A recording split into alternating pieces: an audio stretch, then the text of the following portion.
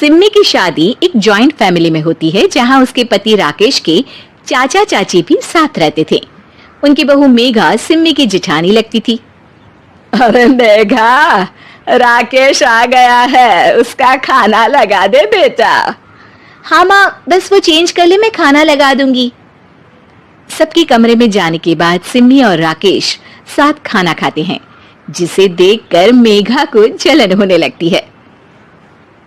अरे सिम्मी, हमारे घर में पति के साथ खाना खाने का रिवाज नहीं है, तुम्हें राकेश ने बताया नहीं क्या?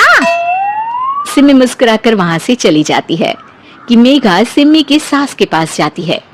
अरे चाची जी, राकेश भैया तो सीधे हैं, कछु नहीं बोलते, कछु नहीं समझते, लेकिन आप तो सयानी है ना। अब देखिए, साथ बैठकर खाती है भैया के, कुछ झूठा मीठा उसका भैया के पेट में चला जाए तो सिम्मी को तो पाप लगेगा ना, पाप। सिम्मी मेघा की बात सुन लेती है, लेकिन कुछ नहीं बोलती। अगले दिन, सिम्मी, मैं मुंबई जा रहा हूँ, तुमको चलना है तो साथ चलो। मेघा राकेश की बात सुनती है और सीधे सिम्मी की सास के पास जाती है। अरे चाची, अरे चाची। अरे मेघा, क्या हो गया? बहुत परेशान लग रही है, सब ठीक तो है ना?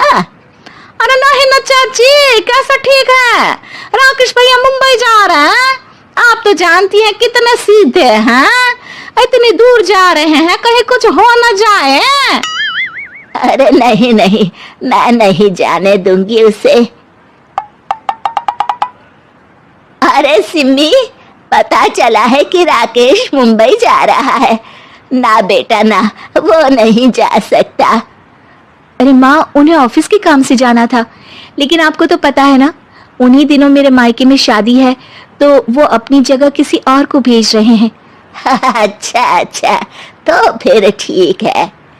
सिम्मी समझ जाती है कि मेघा ने सास के कान भरे हैं। वो सास से कहती है, माँ जी, लेकिन हम दोनों कुछ दिनों के लिए मसूरी जा रहे हैं। आप तो जानती हैं कि शादी के बाद हम कहीं नहीं गए। अच्छा अच्छा, ठीक है, जाओ घुमाओ। सास वहां से चली जाती है। सिम्मी अपने कमरे में कपड़े पैक कर रही होती है कि तभी मेघा आ जाती है। अरे गर्मी में सर्दी के कपड़े काहे पैक कर रही हो? सिम्मी को मेघा पर नाराजगी तो होती है, लेकिन फिर भी वो कुछ नहीं बोलती। दरअसल मैं और राकेश हनीमून के लिए मसूरी जा रहे हैं ना। कहाँ? हनीमून? हाँ हाँ, हनीमून। क्यों? हनीमून के लिए तो पति पत्नी ही जाते हैं ना, तो मैं और राकेश जा रहे हैं। मेघा भागकर सिम्मी की सास के पास जाती है। अरे चाची, सच में तुम लोगों जितना सीधा परिवार तो मैंने देखा ही नहीं है। अरे अकेले भेजोगे दोनों को? मैं और सुरेश तो कभी अकेले नहीं गए। हाँ भाई, हम तो परिवार में ही अच्छे, बड़ों के बीच, ऊपर से खर्चे है भगवान। अरे चाची, पहाड़ी इलाका है, कुछ हो गया तो?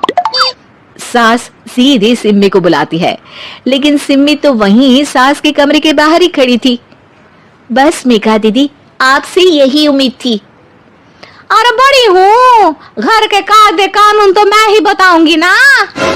अरे तो अपने घर में रखिए ना सारे कायदे कानून। आपकी सास खुद खाना बनाती है, क्योंकि आप यहाँ आकर मेरी सास के कान भरती हैं। आपका पति हमेशा खुद खाना लेकर खाते हैं, क्योंकि आप मेरे घर में ये देखने के लिए बैठी रहती हैं कि मैंने और राकेश ने साथ खाना खाया तो खाया कैसे। मेघा दीदी, आप अपने घर और घर वालों का ख्याल रखिए, मेरे घर में ज्यादा घुसने की जरूरत नहीं है। और हाँ, मैं अपने सास और पति को संभाल लूंगी। मेघा चिल्लाती हुई वहां से चली जाती है, जिसकी आवाज सुनकर राकेश वहां आ जाता है। सिम्मी, मैंने तो तुम्हें पहले ही अपने घर का माहौल बता दिया था। हाँ राकेश, तुम्हारे घर का माहौल बहुत अच्छा है, लेकिन बाहर से कुछ लोग आकर इसे खराब करना चाहते हैं, जो मैं नहीं होने दूंगी। सास सिम्मी की बात सुनकर कमरे में चली जाती है। सिम्मी और राकेश घूमने जाते हैं, और जब वापस आते हैं तो दरवाजे में मेघा और उसके पति खड़े होते हैं, वो भी सामान लेकर। अब छोटे मर्यादा तोड़कर घूम रहे हैं, तो हम काहे नहीं? अरे भाभी, तो आपको किसने मना किया है?